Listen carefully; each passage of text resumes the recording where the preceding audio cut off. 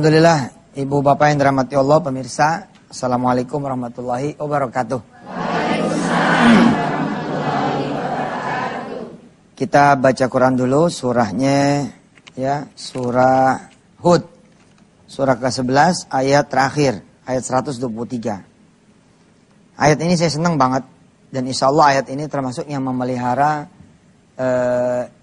iman saya. Insya Allah, kayak udah bener aja ya. Insya Allah lah agak memelihara ayat ini. Dengerin aja ya. A'udzu billahi minasy syaithanir rajim. Walillahi ghaibus samawati wal ard wa ilaihi yurja'ul amru kulluh fa'budhu wa tawakkal 'ala Allah. Fa'budhu wa tawakkal 'alaihi. Wa ma rabbuka bighafilin amma ta'malun. Dan milik Allah meliputi rahasia langit dan bumi. Jadi bukan cuma yang nyata nih, rahasia juga milik Allah. Jadi kenapa saya harus mengimani itu? Karena ya gimana nggak ada yang rahasia buat Allah Subhanahu wa taala. Jadi harus terus iman terus benar ada gitu. Dan segala urusan dikembalikan lagi kepadanya. Maka sembahlah Dia dan bertawakallah kepadanya. Dan Tuhanmu tidak akan lengah terhadap apa yang kamu kerjakan. Jadi sebenarnya sih, kalau kita megang Allah tuh Maha melihat gitu ya, harusnya iman kita ya cenderung stabil gitu. Karena tidak ada waktu yang tidak dilihat Allah, tidak ada tempat yang tidak diketahui Allah. Jadi senantiasa kita merasa dekat, merasa diliatin, merasa diawasin gitu. Mau macam-macam, Allah Maha melihat. Mau macam-macam, ya di buminya Allah gitu kan. Insya Allah mudah-mudahan. Saya berapa kali ini kehilangan Denny terus ini. Waalaikumsalam. Wah, udah rame banget tuh. Udah rame. Assalamualaikum Ibu. Udah rame, alhamdulillah. Senang saya adem kalau habis tepuk tangan Pak Ustaz. Doain Denny mau umroh bareng. Amin ya Allah.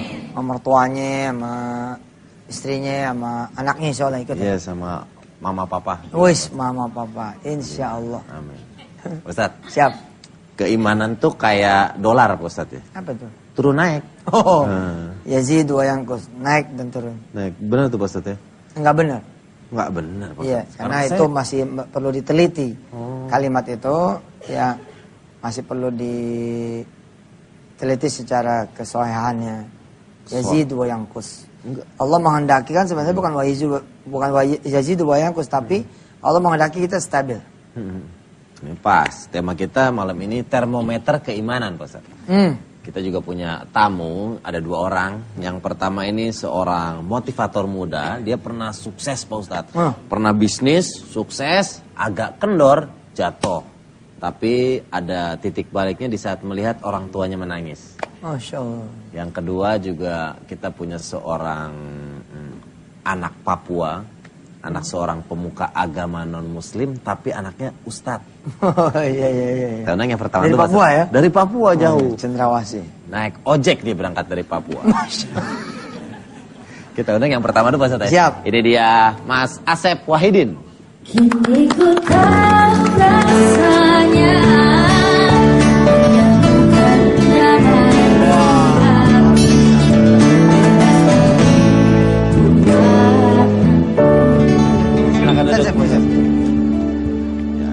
Kang Asep, Bang Asep, Kak Asep, Pak Asep, apa manggil? Kang Asep. Kang Asep. Di mana? Asep mah pasti Dari Bandung. Oh, di Bandung. Pasti Sundanya Asep namanya. Kang Asep, Ya. apa kegiatan sekarang?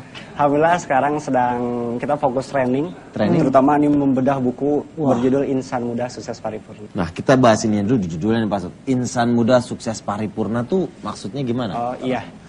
Jadi ya di sini kan alhamdulillah judulnya Insan Muda Sukses Paripurna. Kenapa ada kata insan muda? Di sana kan ada kata insan muda. Karena saya sangat meyakini bahwasanya pemuda ini yang justru seharusnya mendapatkan perhatian yang sangat lebih dari berbagai kalangan, gitu ya. Karena apa? Karena masa muda ini adalah cerminan, Ustaz. Cerminan wajah bangsa dan agama. Cerminan pemimpin Indonesia masa depan. ya. Yang idealnya pemuda ini seharusnya ini menjadi pelopor perubahan, bukan pengekor perubahan. Seharusnya menjadi penentu masa depan, bukan perusak masa depan. Seharusnya menjadi pembaharu, bukan tukang hura-hura, gitu kan ya. Namun ternyata kan sekarang faktanya berbeda, gitu ya. Nah, berbeda, gitu. Kemudian di sini ada juga sukses paripurna.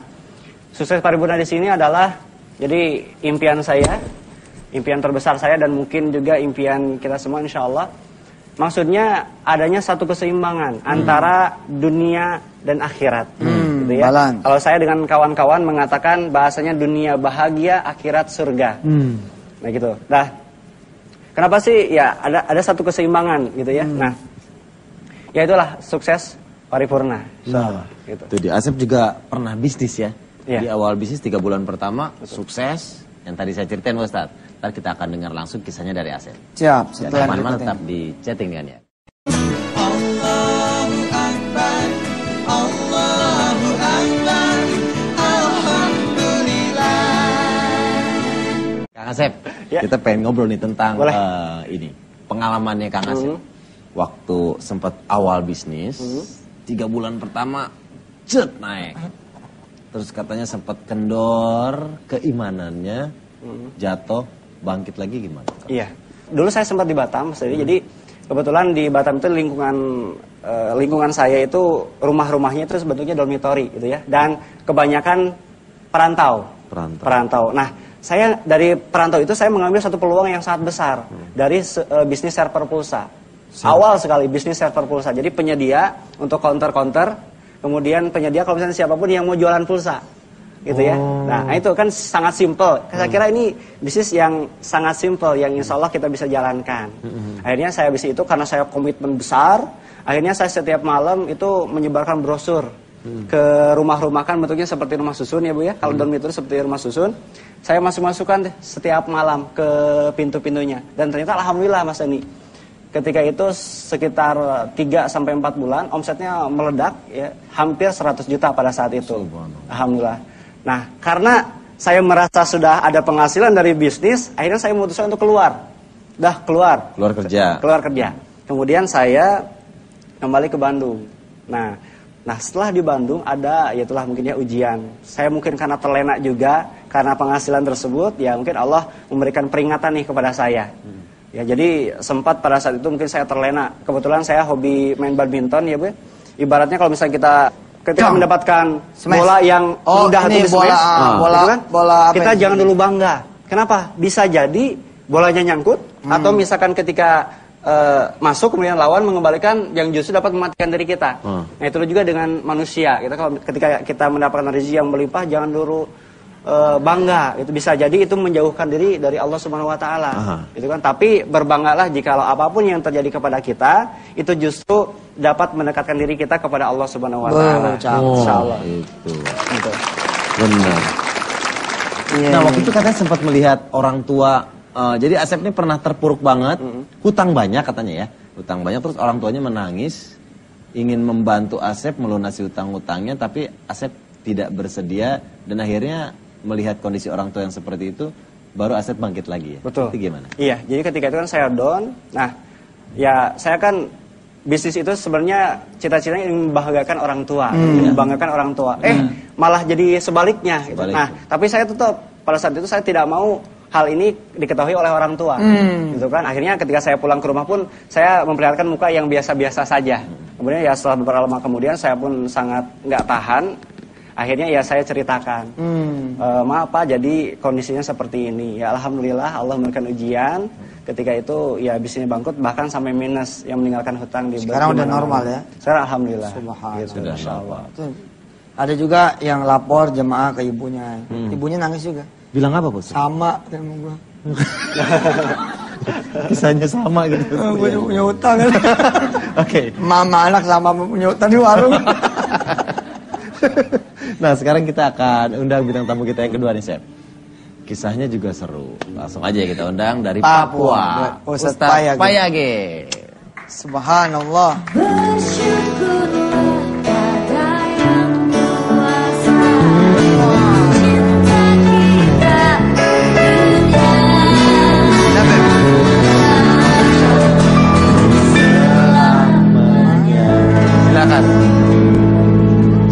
Aduh nah, Masya Allah, bajunya terang.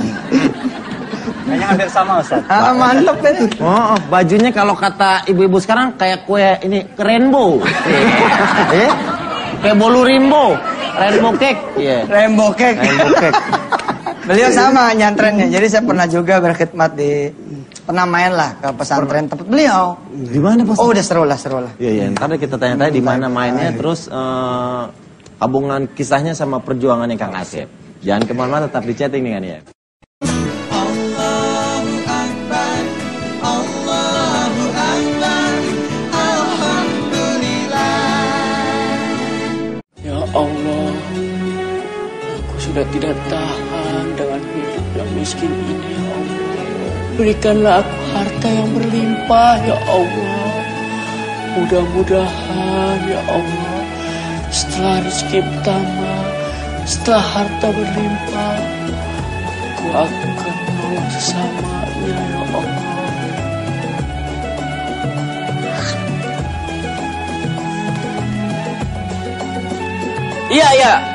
Ya, Pri. Ya, terima kasih, Pak. Ya. Pri.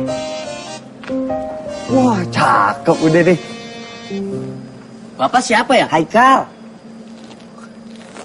Oh, Haikal. Sorry, kali kan kacamata.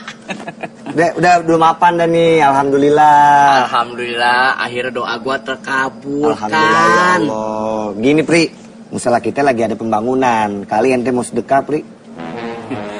Maaf, Kal.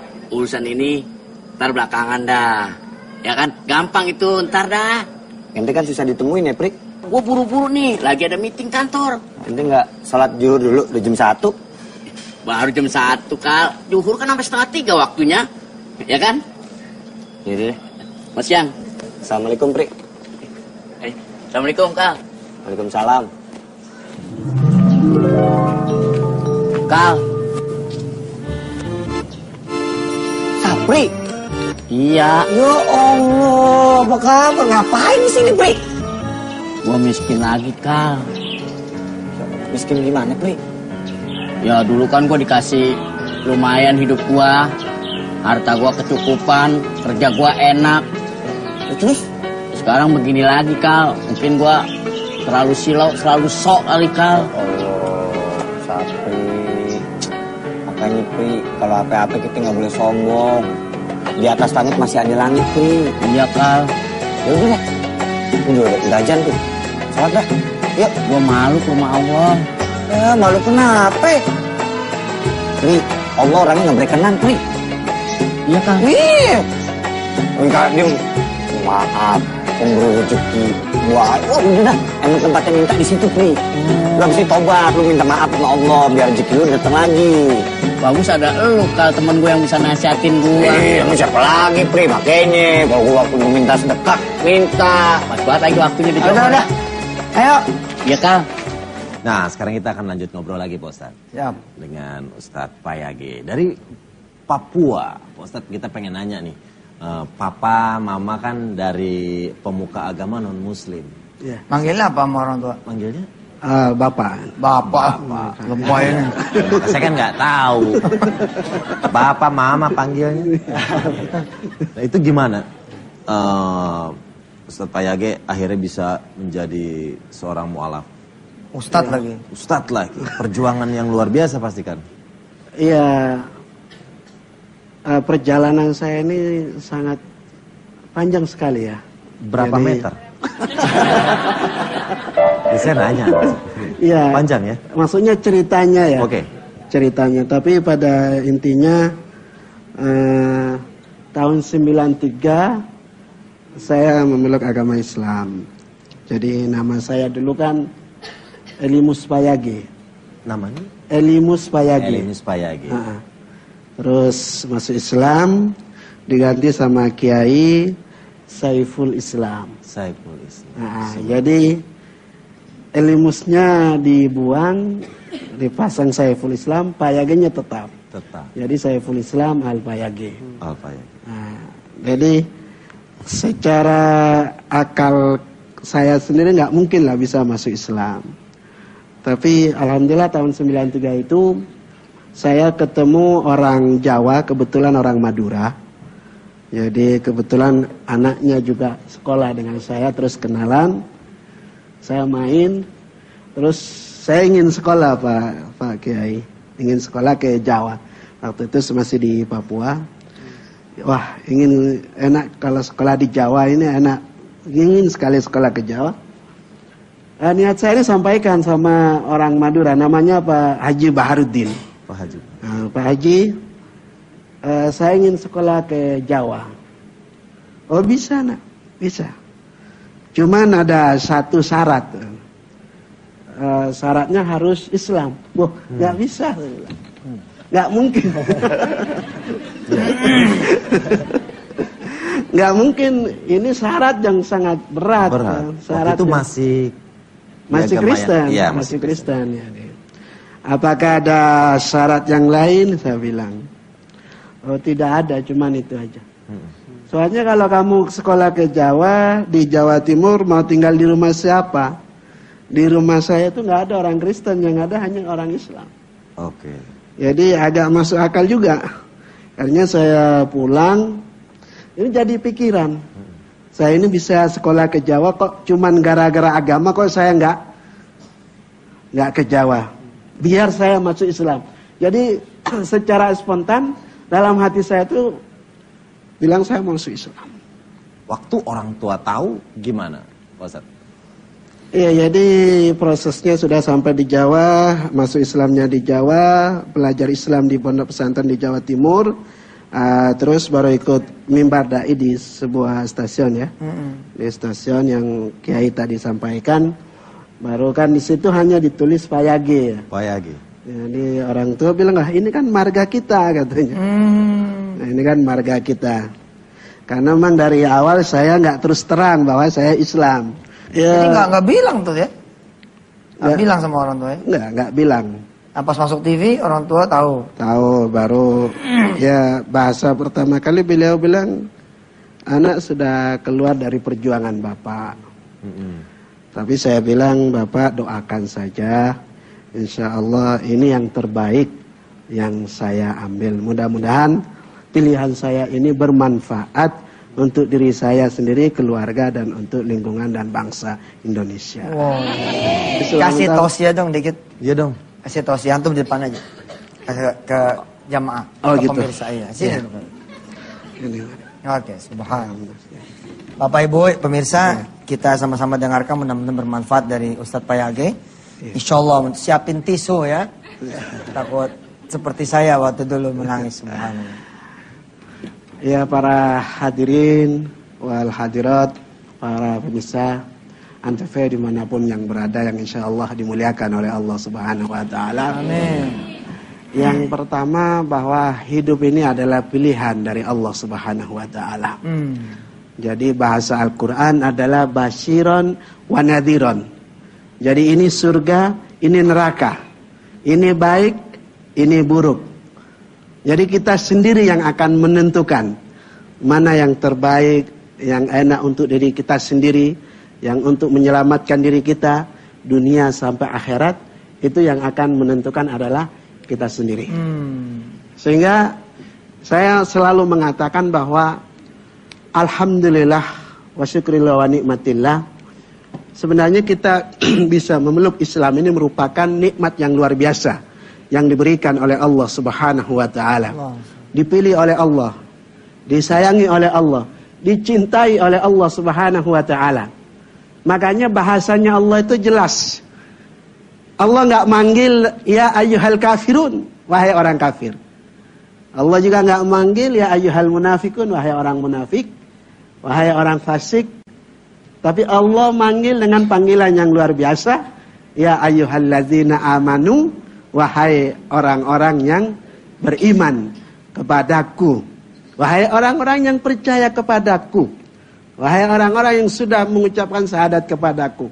Maka Allah percaya kepada kita, kita juga wajib percaya kepada Allah Subhanahu Wa Taala dengan melaksanakan seluruh perintah-perintah Allah Subhanahu Wa Taala dan menjauhi seluruh larangan-larangan Allah Subhanahu Wa Taala.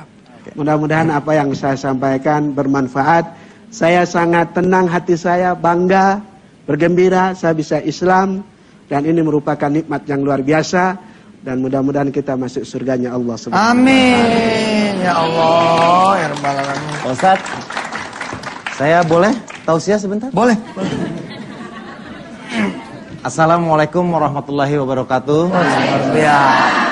Subhanallah. Jangan kemana-mana, tetap di chatting dengannya. Iya. Allahu Akbar, Allahu Akbar, Alhamdulillah. Termometer keimanan kita tuh kadang turun naik ya. Kalau Kang Asep di saat lagi turun, apa Kang yang bisa bikin Kang Asep itu memacu lagi? Iya, betul sekali Mas Denny. Ada satu tantangan besar bagi saya khususnya pemuda dan mungkin juga sahabat-sahabat pemuda yang ada di rumah. Saya seringkali ada kalimat yang sering saya dengar ya. Yang pertama adalah ujian terbesar bagi seorang pemuda adalah pemudi. Jadi lawan jenis nih. Kemudian begitu sebaliknya, ujian terbesar bagi seorang pemudi adalah pemuda. Kemudian kalimat yang ketiga, jihad yang terbesar adalah melawan hawa nafsu. Oleh karena jihad terbesar melawan hawa nafsu, maka kemenangan yang paling besar adalah ketika kita bisa menaklukkan hawa nafsu. Nah, di sini ada beberapa tips, Mas Dendi. Yeah. Tips yang pertama adalah berzikir gitu ya, zikir mengingat Allah. Cuman permasalahan sekarang kita berzikir itu hanya pada saat sholat saja, gitu ya. Nah, padahal di waktu selain sholat itu sangat lama. Nah, makanya kita harus senantiasa berzikir. Karena waktu-waktu itulah yang sangat rentan.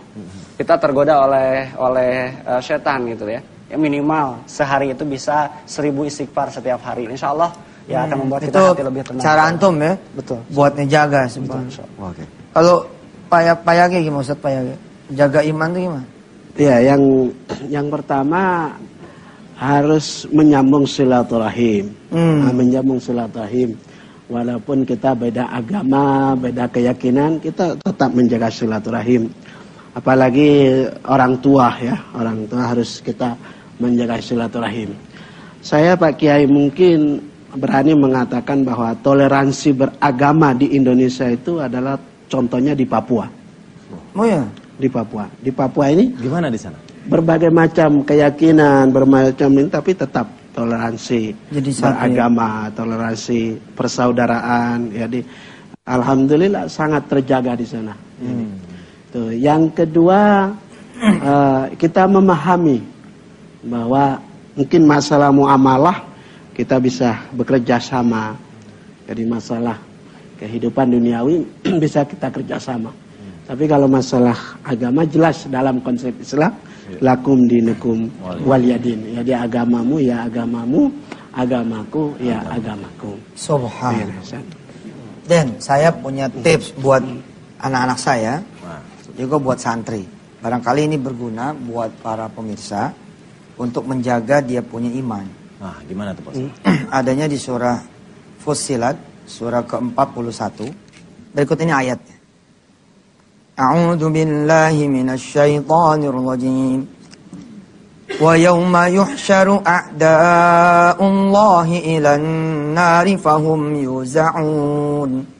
Hatta idza ma ja'uha syahida 'alaihim sam'uhum wa absaruhum wa juluduhum bima kanu ya'malun wa qalu li juludihim lima syahidtum alaina qalu antaqana Allahu alladhi antaqa kulla syai' wa huwa khalaqakum awwala marrah wa ilaihi turja'un. Saya bacain dulu sampai selesai, pemirsa lihat di teks title-nya, terjemahnya. Saya bacakan terus Den, Ya. ayat 22-nya Iya. dan sampai 24 ya. Wa ma kuntum tastatiruna an yashhada 'alaikum sam'ukum wala absarukum wala juludukum walakin dhanantum anna Allah la ya'lamu katsira ولكن ظننتم أن الله لا يعلم كثيرا مما تعملون وذلكم ظنكم الذي ظننتم بربكم أرداكم فأصبحتم من الخاسرين فإن يصبروا فالنار مثوى لهم وإن يستعتبوا فما هم من المعتبين. Shadaqallahul azim. Insyaallah pemirsa, habis ini yang lewat kita akan jelaskan tentang apa yang dimaksud dari surah Fussilat ya, ayat 19 sampai ayat 24. Tentunya setelah yang berikut ini. Allahu Akbar, Allahu Akbar, Alhamdulillah. Alhamdulillah pemirsa, kembali di chatting YM. Ada tamu-tamu spesial kita, ada Ustadz Saiful Islam Payage, ada Kang Asep, insya Allah mudah-mudahan terus berkembang. Amin. Dan ada ibu-ibu dari Al-Azhar Sentra Primer sama Azhar Al-Azhara. Baik, tadi saya katakan kepada adik saya, kepada anak-anak saya dan istri saya serta jamaah semua, bahwa lewat surah Fussilat ayat 19 sampai 24 Allah ingin ngasih tahu bahwa jangan macam-macam. Sebab nanti aku akan mintakan persaksian salah satu dari kulit. Jadi di sini disebut hatta idza ma ja'uha syahida 'alaihim sam'uhum wa absaruhum wa juluduhum. Jadi kulit-kulit mereka akan dimintakan persaksian. Bima kanu ya'malun, terhadap apa yang sudah mereka lakukan. Orang nggak bisa tuh berbohong tapi dia kulit mukanya nggak dibawa. Orang nggak bisa pegangan tangan sembarangan sementara kulit tangannya nggak dibawa. Nggak bisa. Nggak bisa kemudian orang berzina tanpa dia bawa seluruh kulitnya. Pasti terbawa seluruh kulitnya. Mulai dari kulit kepala sampai kulit kaki. Tidak ada juga yang mengambil barang-barang haram yang Allah tidak kehendaki, yang bukan haknya, kecuali pun turut serta kulit mereka. Nah pada saat di bibir neraka, kulit-kulit itu bersaksi. Lalu proteslah kita ini. Waqanu, dan mereka berkata, li juludihim, kepada kulit-kulit mereka, lima syahidtum alaina, kenapa engkau bersaksi untuk kami? Kenapa engkau bersaksi atas kami? Lalu kulit-kulit itu menyeringai dan berkata, menjawab, qalu antaqanallahu alladhi, yang membuat kami bicara adalah Allah yang sudah membuat apa? Antaqa kulla syai', yang sudah bisa membuat apapun menjadi bicara. Wa huwa khalaqakum awwala marrah wa ilaihi turja'un. Karena itu kita nggak bisa kemana-mana sebab kembali kepada Allah. Jadi untuk mempertahankan iman, salah satu resep sederhana di keluarga kami begitu. Itu kulit mau dikemanain? Kalau berbuat yang enggak. Pegangan dah sono tangan. Hatta walau dia misalkan anak kita gitu ya pacaran supaya terhindar dari pegangan kulit, dia pakai sarung tinju begitu. Tetap aja kan yang dimasukin ke sarung tinju itu kulit. Dia bersaksi. Nggak bisa kita matiin lampu, dak. Tidak ada yang bisa melihat kita ya dek. Iya bang, nggak bisa ngelihat saya juga nih. Abang di mana? Nah abang di sini. Allah melihat karena uma kuntum tastatiruna, tidak akan ada yang bisa selamat. Ada kiraman katibin, yakni raqib atid, dia mencatat detail. Nggak bisa kita bilang supaya nggak kecatat sama malaikat atid gampang Ustaz. Kalau berbuat dosa gini-gini. Oh, jadi kecoret gitu. Jadi kan dia nggak bisa nyatet katanya. Diganggu terus. Nggak bisa. Ketawa tetanya kayak ketawa lagi. Aduh. Aduh. Betul itu. Pemirsa mudah-mudahan manfaat tuh. Ya, amin, amin. Mau tanda tangan apapun, tanda tangannya ini ada kulit. Ada kulit. Dengar kulit. Ngomong kulit. Melihat kulit. Allah, nggak bisa deh kita lepas. Nggak bisa deh. Kang Asep sampaikan ke teman-teman seminar, ya. Murid-murid antum, Ustadz Payage juga sampaikan. Iya. Nggak bisa gitu. Nggak bisa. Nggak bisa. Karena itu sidik jari orang beda-beda kan. Sidik jari orang beda karena alat pemindainya itu beda. Semua beda pemindai. Wah, luar biasa. Subhanallah. Dan kulit pun bersaksi. Bersaksi atas semua perbuatan baik kita. Benar. Oh, kalau baik juga. Kita senyum, kulit bersaksi kan, kulit bibir, kulit mata semua bersaksi. Ibu setiap pagi berdiri di pasar, selamat datang, assalamualaikum. Silakan masuk pasar. Terus. Perasaan pasar nggak ada SPG-nya, Pak Ustaz. Tawa lagi, Ustaz, tawa lagi.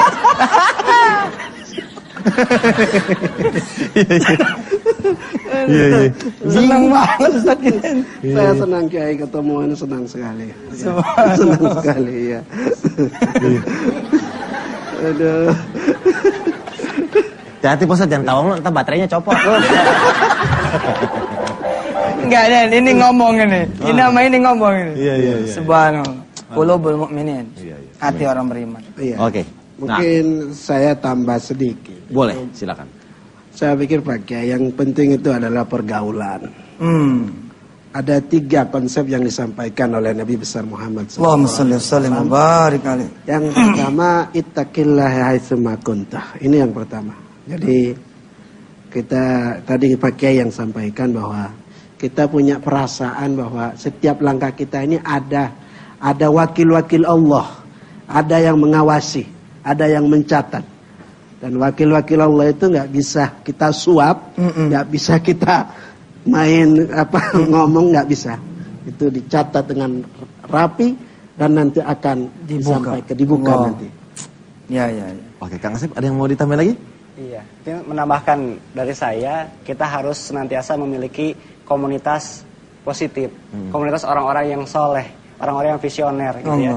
Kemudian yang ketiga adalah kita harus mempunyai seorang mentor atau katakanlah seorang guru spiritual, pembimbing, gitu ya. Pembimbing yang khusus gitu. Kemudian yang keempat adalah kita harus senantiasa mengingat mati, ya Ustaz ya. Mengingat mati, betul. Dalam Al-Qur'an Al-Baqarah ya, kaifa takfuruna billah wa kuntum amwatan fahyakum tsumma yumitukum tsumma yuhyikum tsumma ilaihi turja'un. Kenapa kamu kufur kepada Allah padahal dulunya kita mati? Kemudian Allah kita hidupkan kembali, Allah matikan kita lagi, kemudian Allah hidupkan kita lagi dan kepadanya lah kita kembalikan. Artinya kita dulu tiada. Kemudian kita terbentuk segumpal darah, segumpal daging, jadilah manusia, sekolah, kuliah, bekerja ataupun kemudian bisnis. Setelah itu kemana? Kita tetap kembali kepada Allah. Wah. Kaifa takfuruna billah. Luar biasa. Dua-dua begini ya, Masya Allah. Saya juga setuju, kita harus selalu ngumpul dengan orang-orang baik. Ya. Wala ta'awanu walal birri wa taqwa, wala ta'awanu walal izmi wal uzwan. Tolong menolonglah kamu dalam perbuatan. Coba ulang. Gitu Ustaz. Jadi kita harus saling tolong menolong. Depan dong. Depan. Jadi Wa gitu. ta'awanu Walal birri wa taqwa. alal birri wa taqwa. Wala ta'awanu alal ismi wal udwan. Subhanallah. Tolong menolonglah kamu dalam berbuat kebaikan dan takwa. Jangan Kamu tolong menolong dalam berbuat keburukan dan dosa. Allah. Sekarang waktunya kita berdoa, Pak Ustaz. Loh, tepuk tangan buat ini dong.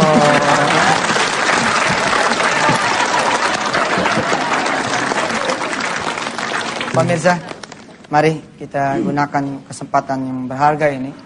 Saya sudah tidak lagi menghitung sekarang. Sudah berapa episode ini kita berdoa, sudah tidak lagi menghitung. Kepada Allah lah hitungan itu kita kembalikan. Pokoknya setiap chatting wes kita pokoknya berdoa. Amin. Pemirsa, istighfar dulu. Astagfirullahaladzim. Astagfirullahaladzim. Salawat Allahumma salli wa ala ali sayyidina. Silakan berdoa pemirsa. Silakan ibu-ibu, ya semua kru, Toto, Ustaz Payagi juga doakan saya, doakan semua. Kang Asep. Denny, silakan pemirsa berdoa.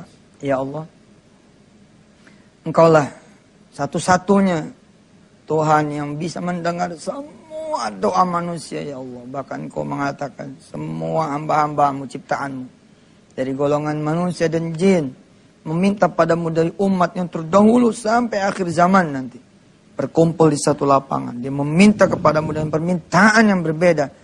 Lalu Engkau kabulkan semuanya, tidak akan berkurang, ya Allah. Dan jagalah iman kami, Allah.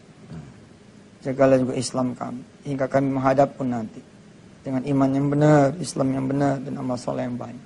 Rabbana atmim lana nuran waghfir lana innaka ala kulli syai'in qadir. Ya Allah, buat jemaah yang belum berangkat ke tanah suci, mudah-mudahan Kau izinkan satu demi satu bergiliran berangkat ke tanah suci-Mu, ya Allah. Rabbi fir lana warhamna wa tub alaina Walhamdulillahirabbil alamin. Kita ucapkan terima kasih untuk Ustaz Payage, Kang Asep, terima kasih, jamaah yang telah hadir, terima kasih. Total Kit NFM, terima kasih semuanya, juga pemirsa yang telah setia 1 jam bersama kita di Chatting dengan YM. Saya Denny Cagur dan Bapak Ustadz Yusuf Mansur mohon pamit. Assalamualaikum warahmatullahi wabarakatuh. Waalaikumsalam warahmatullahi wabarakatuh.